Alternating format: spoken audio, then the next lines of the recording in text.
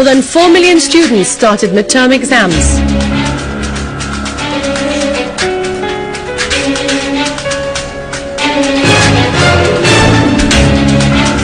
Syrian Arab army units eliminated a number of terrorists, most of them non-Syrians.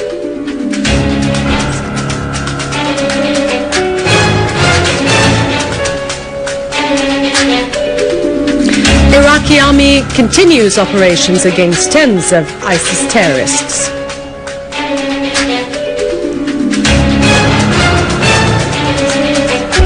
French journalist Jean-Pierre Perrin revealed that 1,000 French fighters joined terrorists in Syria as Turkish authorities turned a blind eye to their infiltration.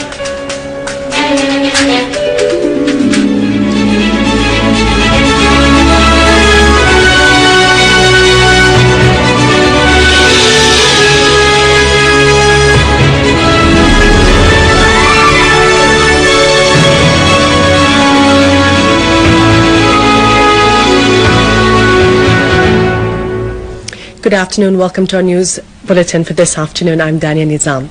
Midterm examinations for the elementary, preparatory and secondary schools started today in all the Syrian schools. Education Minister Haswan Al-Waz asserted that more than 4 million students started to take their midterm exams in all the governorates.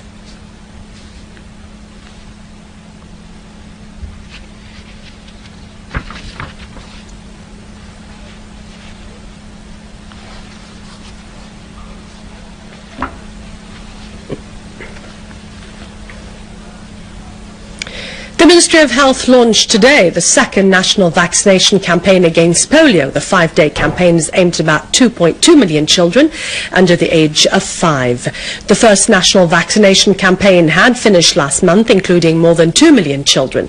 The campaign was in cooperation with the Syrian Arab Red Crescent and the non-governmental organizations.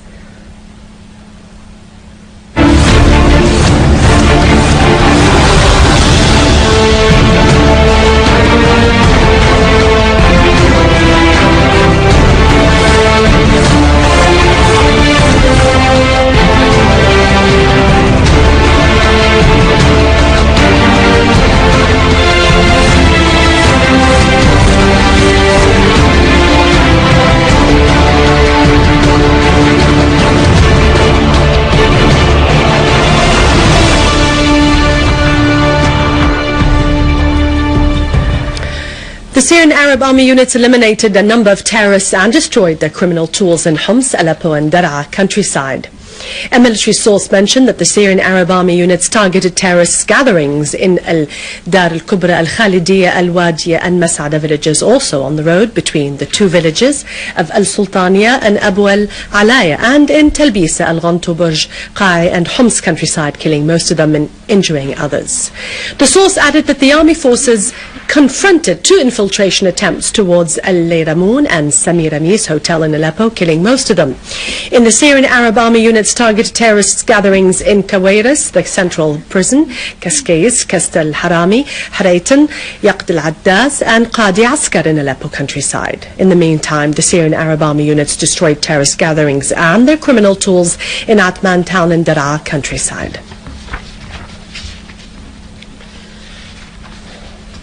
In Iraq, tens of Iraqi families left their houses in Al-Anbar town to western Anbar and to Karbala suburbs, fleeing the terrorist group's attempt to use them as human shields. Meanwhile, Iraqi command of the land forces announced that 55 members of the so-called Islamic State of Iraq and Sham were killed. Also, the Iraqi forces are fighting terrorism, said that the security forces and the tribal fighters in the area are controlling 75% of Al-Fallujah suburb.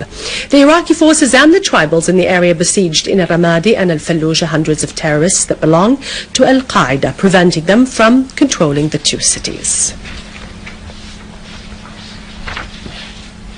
The Iranian Foreign Ministry spokeswoman Mardia Afkam stressed that the death of the Saudi terrorist Majid al-Majid won't stop a country from the international and legal following up to the terrorist attack case that targeted the Iranian embassy in Beirut on November 19th. Afgham said that the death of terrorist Majid will not affect Iran's intention to continue legal and international follow-up to the terrorist attack case that took place in front of the Iranian embassy in Beirut, which led to the martyrdom of one of the Iranian diplomats and the wife of another Iranian diplomat there.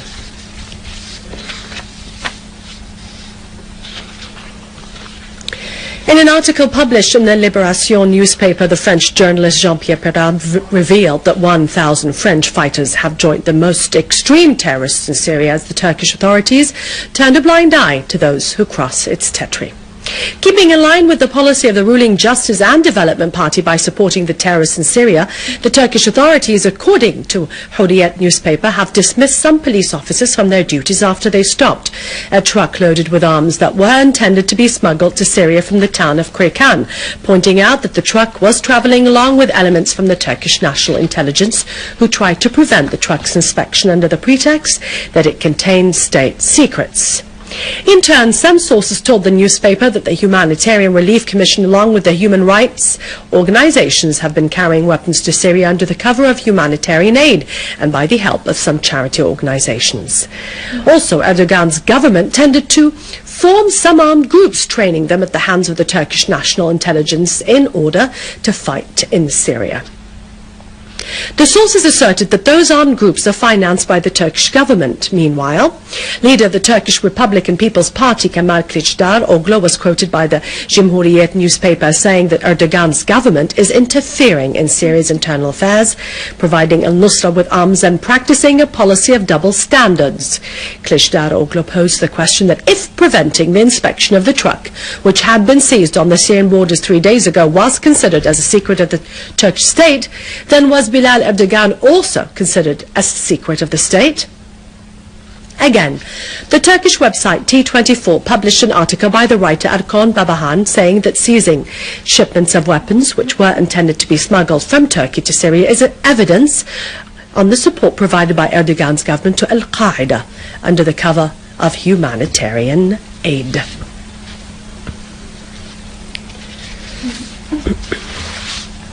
With this, we end our news for today. Thank you for watching us. For more details about Syria and the region and to view this bulletin again, you can always visit our website in English, syriaonline.sy. After the break, it's over to our latest business and market news with Vani Konjian. Long live Syria and God bless you.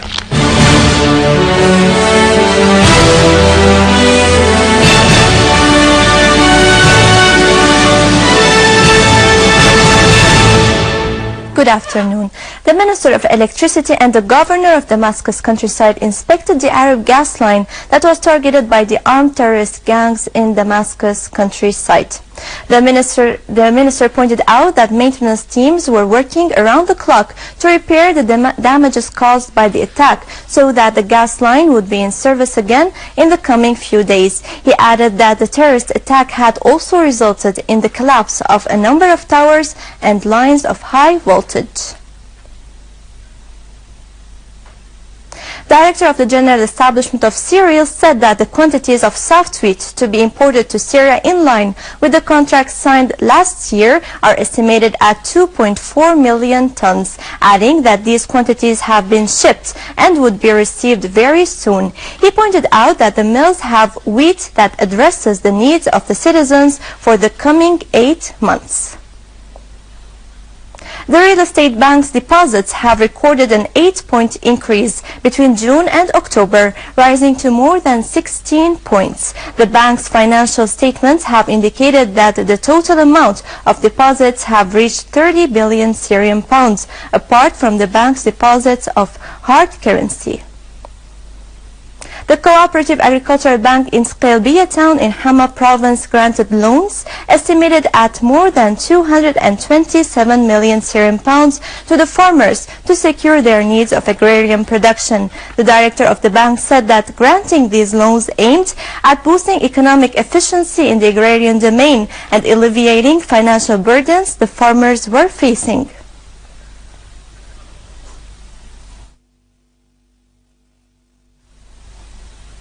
The sales of the general establishment of external trade reached about 62 million Syrian pounds. The director of the sales center pointed out that the majority of the sold goods were medicines, with more than 59 million Syrian pounds, and the tires estimated at 2 million Syrian pounds.